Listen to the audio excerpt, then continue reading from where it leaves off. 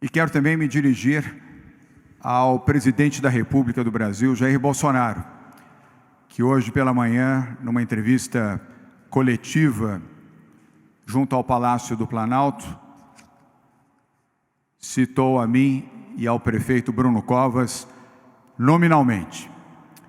E antes de me referir a essa citação, eu quero dizer ao presidente da República, o mesmo presidente que ontem, indagado por jornalistas sobre as mortes e o crescimento das mortes no Brasil, respondeu: quer que faça o quê?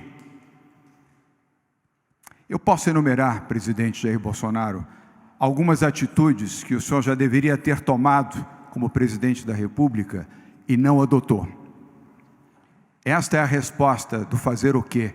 É fazer aquilo que o senhor não fez. Começando por respeitar os brasileiros que o elegeram presidente da República e os que não o elegeram também. Respeitando pais, mães, avós, parentes e amigos que perderam as suas vidas no Brasil até ontem pelo coronavírus.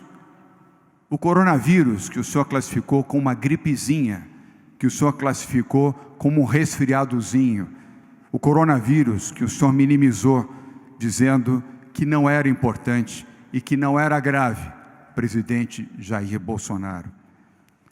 Que o senhor respeite o luto de mais de 5.000 famílias que perderam os seus entes queridos e que hoje estão sepultados, e em praticamente todos, nenhum parente pôde acompanhar o sepultamento.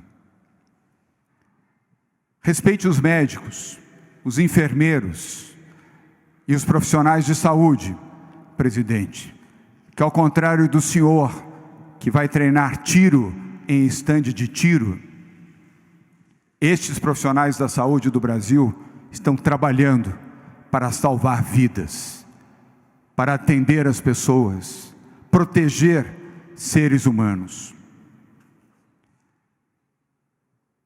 Pare, presidente, com esta política da perversidade. Pare de atrapalhar quem está lutando para salvar vidas. Pare de fazer política em meio a um país que chora mortes e infectados. O senhor disse que o Brasil estava vivendo uma gripezinha, um resfriadozinho. Teve a coragem de reafirmar isso várias vezes.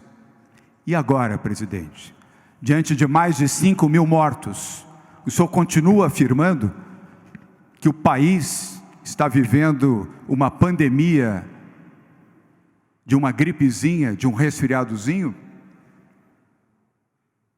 Eu convido o senhor, presidente Jair Bolsonaro, venha a São Paulo, saia dessa sua redoma de Brasília e venha visitar comigo o Hospital das Clínicas, o Hospital do Boimirim, aqui na capital de São Paulo, ao lado do prefeito Bruno Covas, os hospitais de campanha, e venha ver a gripezinha e o resfriadozinho, venha ver as pessoas agonizando nos leitos e a preocupação dos profissionais de saúde de São Paulo e de toda a parte do Brasil com aquelas pessoas que podem ir a óbito.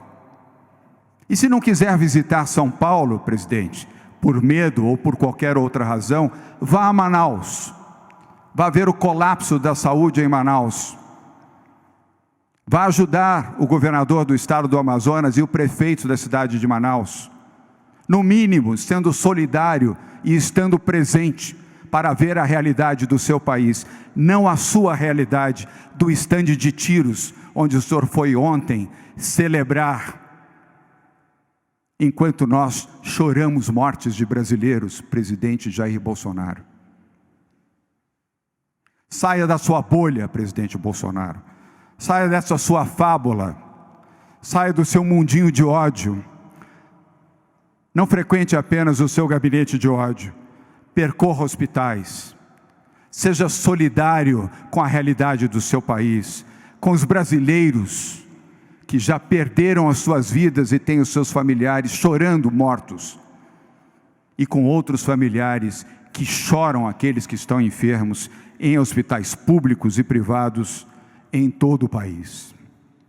E por fim, presidente Bolsonaro, o senhor que gosta de tratar tudo como números e acha que a vida é um número, eu felizmente, como brasileiro, como cidadão, como governador, mas sobretudo como ser humano, eu não acho que vida é número. Nem os meus filhos são tratados por número. Os meus filhos, presidente Jair Bolsonaro, são tratados pelo nome, com carinho, com amor e com afeto. O mesmo carinho que eu dedico na minha função, trabalhando de graça como governador, ao lado do prefeito Bruno Covas, ao lado de dezenas, centenas, milhares de pessoas que em São Paulo e no Brasil estão trabalhando para salvar vidas. A vida, presidente Bolsonaro, não é um número, é sentimento.